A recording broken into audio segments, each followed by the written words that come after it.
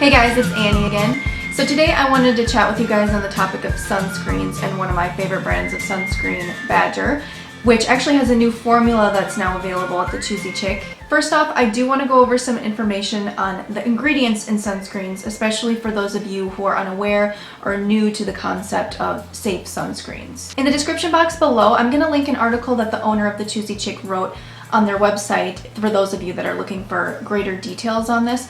But to summarize what she said, most mainstream brands and even brands that claim to be natural and safe for babies and kids can have a pretty ugly list of ingredients. Some of the common active sun protecting ingredients are oxybenzone, octinoxate, homosalate, and these have been linked to things like endocrine disruption, organ toxicity.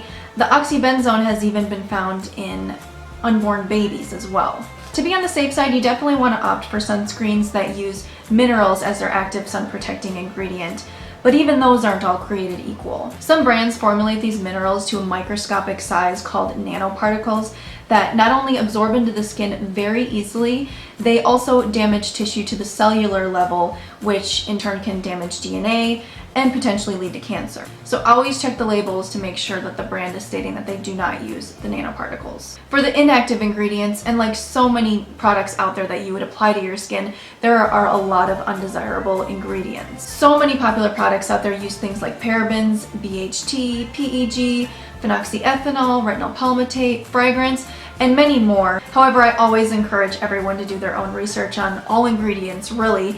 I am quite confident you're going to be really happy with the very selective choices that the Choosy Chick has come up with for sunscreens on their website. Alright, so let's start talking about one of the brands of safe sunscreens that they carry, Badger.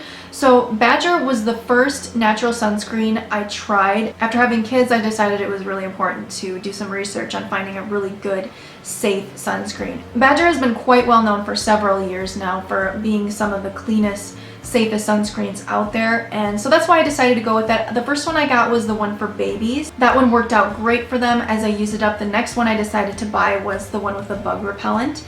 Now, one thing, Badger, though it really didn't ever seem to bother me, there are some complaints out there that the formula is just too heavy and thick, and some people really don't like that. But they did recently come out with a new one, and this one they call the Sunscreen Lotion, and it is a much lighter, thinner texture that absorbs really nicely into the skin.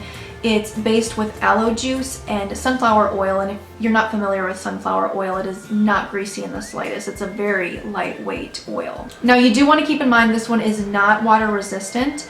There are other ones with that thicker texture are though, like this bug repellent one has a 40 minutes of water resistance. So if you're going to be outside swimming or doing a lot of activity that involves sweating, obviously it's going to be more ideal to go with thicker ones that have the water resistance.